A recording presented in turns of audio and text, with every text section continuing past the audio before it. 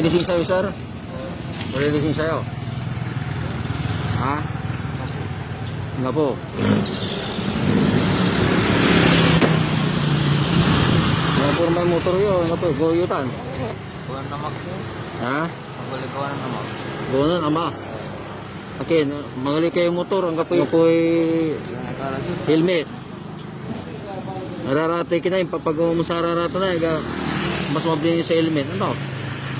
Ha? Hindi ko na nabayas yun. No, muna bayaran niya. Within 3 days. So, pinata kay korte. Matatawasan mo. Kaso ang takay, violation of municipal ordinance. Dahil po